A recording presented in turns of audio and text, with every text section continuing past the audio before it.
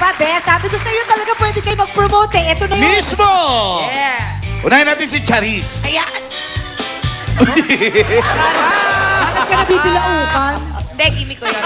Ayan, syempre Gimmick? manood po kayo lagi ng Tweet Biz Insider sa GMA News TV Mondays to Fridays. Meron po kami 10:30 ng umaga at 7 o'clock ng gabi. At huwag niyo po kakalimutan, malapit na po ang Andres Dasaya. Magkasama po kami dyan ni Elmo at ni Fabio! Yeah! Ayan, gusto ko po magpapasalamat sa Flawless Day 23 Salon New York Spa, Posh Nails Mega Mall at kay Doktora Nina ng Dental Focus. Thank you po! Enzo? Alright, manood po kayo ng Star Talk every Saturday and every Sunday, Party Pilipinas po. If you do want to watch your favorite Kapuso stars sing, dance act, manood po kayo ng Party Pilipinas every Sunday. At ang dance series po, malapit na po. Magsa-start na po kami ng taping sa May. Abangan niyo po yan. And thank you to Flawless, Vance, Sir George Salon, and Terranova. So, thank you. Elmo? Yun nga, sana po panoorin nyo ang Andres Desaya. Malapit na po yung magsimula kasama si Charisse and si Fabio, syempre kasama dyan. And of course, every Sunday, Party Pilipinas po manood kayo. Every afternoon po yan. And I'd like to thank, syempre, Vance and FMCC. Yun, no? Justin? Yan. Kasama ko si Charisse at si Fabio. Tweet Biz Insiders, Monday to Fridays. 10:30 ng umaga at 7 p.m. sa gabi. Thank you to Terranova, Dr. Jean Marquez. Please grab a copy of Inside Showbiz Magazine, April issue. Hello to Julie Villarreal, John J. De Jesus, and Honey Bear. Hello. O, wala na kayong bayad, ha? Ang dami-dami yung mga... Saka wala nang gagawin ng mga tao. kundi Thank abangan you, kayo. thank you, thank you. Thank you sa Comedy Bar! Comedy Bar. Directing. Ang gusto kong malaman ngayon, Bes, ano ang gimmick ng isang Fabio Ide pag Holy Week? O, bago natin siya tanongin, ikaw, ano ba gagawin mo sa Holy Week? Ako, ay pupuntanggit Bulaga sa Vancouver. Wow! Ang sarap! Sarap. Dahil malapit sa Holy Week, binibigyan ko sa inyo maraming tips. How to feel presko, how to feel masaya, how to feel lahat-lahat. O, sige. So, Wala please na siyang watch maisip. this. Lahat Let's nasa watch lang. this. Isang mapagpayapan pati sa inyo lahat. Mga minamahal kong kapuso. Ako po si Fabio Ide na magbibigay sa inyo lahat ng mahahalagang tips na pwede niyong gawin na yon panahon ng Kwaresma. Ang Semana Santa ay panahon ng pagninilay-nilay at pagtitikap, pero hindi ibig sabihin na hindi na natin pwedeng i-enjoy ang pagdiriwan nito. Kaya narito ang ilang tips na maaari niyong gawin para maging parehong makabulihan at kaengga-engga niyo ang selebrasyon na ngayong Holy Week. Grabing init. Ligo na nga. Kaibigan, sandali lang. Hindi ka pwede maligo dahil Semana Santa. Pero may tip ako para sa'yo for you to feel fresco. Sandali ah. Ito. Yes. Ito ay yung relo. Yung scrub mo, yung relo ito, sa katawan mo. Tapos, you feel fresco, you feel relaxed. Yes. Yeah, try ko to. Ganon. Yes! Guys, hindi nyo ba alam? Hindi pwede maingay dito. Dahil sa Semana Santa. Please, guys. Natatawa kami sa joke eh. Nakakatawa? Nakakatawa yung joke mo? Wait, sandali lang. I have an idea.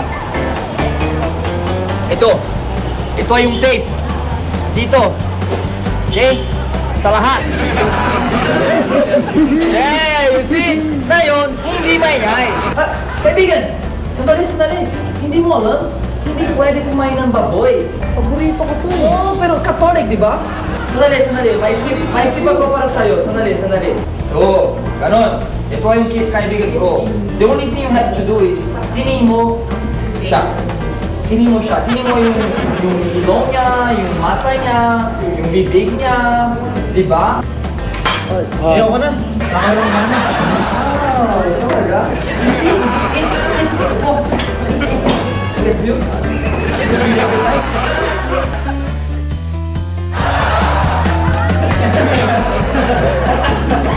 Paano mga kapuso? Sana ay nakatulong sa inyo ang mga tips na binibigay ko sa iyo para maging makabuluhan ang paragididiwan ninyo ng Kwaresma. Ako po si Fabio Ide at ito na nagsasabing si masayo ang kapayapaan. Paalam. Ay, ayun na. Ang galing na ni Fabio magbigkas ng kapayapaan. Ay, sumakit Eto ang na. ulo ko sa'yo. Bes, kung sumakit ang ulo mo doon, dito naman siguradong maaaliw tayo. Ayan naman, ang ating unang stand-up comedian for tonight, Maki! Hi! Hello! First time po sa Comedy Bar, kaya ibabahagi ko lang po sa inyo yung aking mga nakaraan. Opo, tama po kayo. Komedyante po ako. Pero sa bawat gabi po ng aking pagtatanghal ay marami po ako naaalala, lalo na po nung ako po ay naisilang dito sa mundong ibabaw. Ayan. Dahil po nung pinadadalang tao pa lang po ng aking magulang, ay napag-alaman po nila na ang isisilang po nilang anak ay kulang po sa buwan. In English, premature baby po ako. Ayan. Dahil sa kulang nga po ako sa buwan, imbis sa incubator po ako nailagay, sa lababo po ako ipinatong. Pinagkamalan pa akong plato. Grabe. Sabi nga naman po ng tatay ko, alamin nyo na nga kung anong kasarian yung bata na yan. Pinalo po ako nung nagpaanak sa nanay ko. Imbis uha po ang namutawi sa aking mga bibig, ganito po ang kanyang narinig. Woo! Ang isa lang po nasabi ng tatay ko, oh my gay, baby. Kaya habang lumalaki po ako, naghahanap po ako ng pag-ibig. At nakita ko po kay Lando yon. Opo, nagkaroon po ako ng pag-ibig sa isang taong magmamahal po sa akin. Ang pangalan po niya ay Lando. Landong masahista. Dahil sa bawat pagod ko po sa aking pagtatrabaho gabi-gabi, ay naiibsan po ang aking hirap na nararamdaman. Dahil masarap po magmasahe si Lando, bawat pagod ko pong katawan at mga patay kong ugat ay nabubuhay niya. Yan po si Lando. Pero tumutol po si Itay. Ayaw po niya kay Lando. Hindi ko alam kung bakit ayaw kay Lando. Sabi ko, Itay, mahal ko si Lando. Dahil siya lang ang nakakakita ng pag-ibig at kagandahan sa akin. Mga kaibigan, nakalimutan ko, bulag pala si Lando. Pero at least, nakita pa rin niya yung kagandahan ko. Kasi sa bawat haplos sinasabi niya, maganda ka. Maganda ka. Nagtitiwala naman po ako kasi bulag siya. Kaya mga kaibigan, dahil sa ganyan pong pakiramdam, ay natuto po akong mahalin si Lando. Pero si Itay ay tumututol pa rin. Sabi ko, Itay, kilalanin niyo po si Lando. Kaya po nung nagkaroon kami ng pagkakataon magsama-sama, nagulat po ako. Dahil sa isang disco po nangyari ito, nagtitext po silang dalawa. Biruin niyo po si Landong bulag. May nagtitext. Nabasa ko po sa text kay Lando, Lando, I love you. Sabi ni Itay, nakakagulat, bakla pala si Itay. Thank you so much. Thank you, Maki! Thank you rin! Thank you rin sa'yo! Kung maka-thank you ka naman. Yun na! Tapos na ako! Sabi niya. Mamaya, Bes, ang kagalang-galang na si Michelle o ba, Uy, Michelle? umayos kayo ha. Ang Respetuhin first natin. lady yun. Oo, First lady Diyos ng ko. Amerika yan. May pasabog para sa ating lahat.